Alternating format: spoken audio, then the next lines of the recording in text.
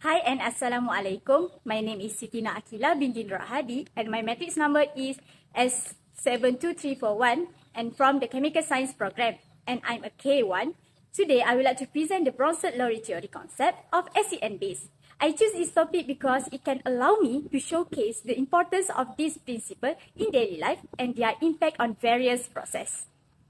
The Arrhenius theory of acid and base defines an acid as a substance that releases proton ion in solution, while a base as a substance that releases hydroxide ion in solution.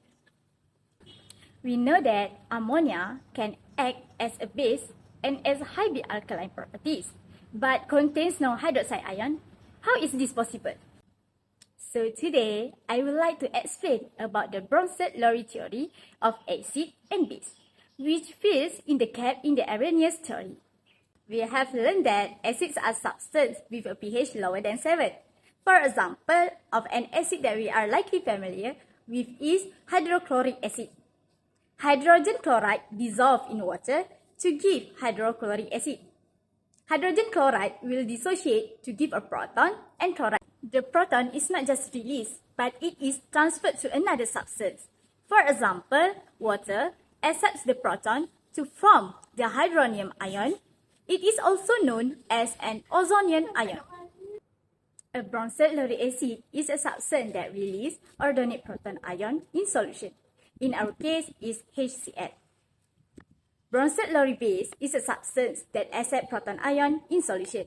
For our case, is water.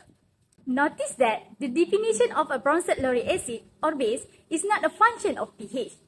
So, an acid-base reaction, according to the Bronsted-Lowry theory, involves the transfer of proton ion from one substance to another.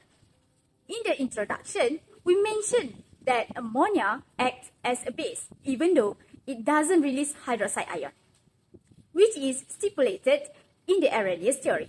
When ammonia dissolves in water, it accepts a proton from water.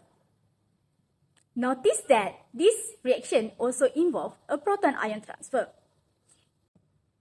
In this example, water acts as a Bronsted-Lowry acid because it releases a proton ion.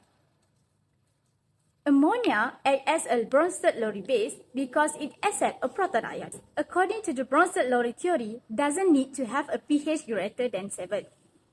The only requirement is that it is able to accept proton ions.